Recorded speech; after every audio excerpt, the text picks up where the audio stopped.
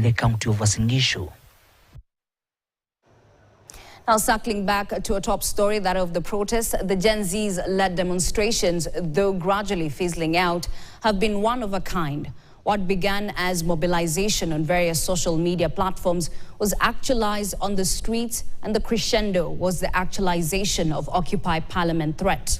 The pressure saw President William Ruto concede, dropping the controversial Finance Bill 2024 in its entirety, dismissed cabinet and pledged to institute other austerity measures.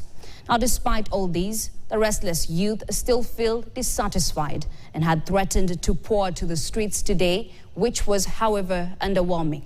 Analysts aver the fizzling out might have been occasioned by their unrealistic demands, like demanding the exit of the head of state, as Alan Ochanda reports. Towards the end of the month of June, youth, Christ and Gen Z generation actualized their social media threats and poured to the streets.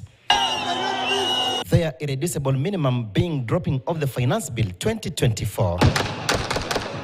Parliament ignored the threats, and on the 25th of June, the unexpected happened. The protesters stormed the lawmaking house, the Supreme Court, and other critical infrastructure.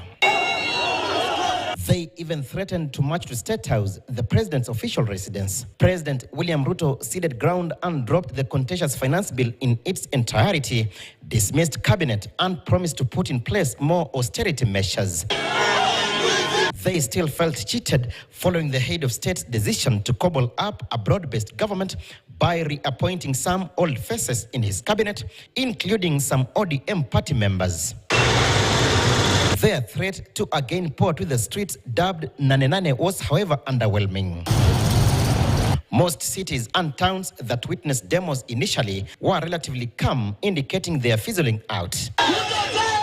Observers opine Gen Zs might have had a strong case, but lost along the way after introducing unrealistic demands. The reasoning for Guandamana was obvious. Reject the finance bill. The finance bill was rejected because the president did not sign it. When they turned around and demanded now the president must go, that became a different matter because the Kenyans know that we have a law. People understand that if you want to remove somebody, this is a democracy, go and get the votes. Get the ID, get the votes, wait for August 2027. That is why it is dying down. President Ruto initially proposed a dialogue comprising of 100 people and later expanded to 150, with the disgruntled youth allocated 50 slots in the talks. They declined. He would later meet them on X platform, but nothing much came out of it. They remained faceless and leaderless. Even though the demos appear to be fading off, casualties are many, and the state, according to experts, may have won the battle, but not the war. I wouldn't celebrate too early if I was the state. Because the revolutions usually, they have stages. There is the stage when you plant the seed, and now the seed has been planted. And then there is a stage of watering that seed, which means continuing the grievance. You may continue the grievance in your houses, in your shamba, in your manyatta, but you are not in the streets.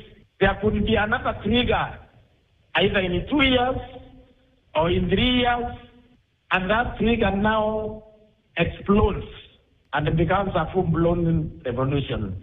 So what clever people do is that you now address the grievances. Kakamega, Kisumu, and Nakuru were notorious with the demos, but were largely calm Thursday, with activities going on as usual. Whether it was the country's rebirth moment or not, time will tell. Alan Ochanda, KTN News.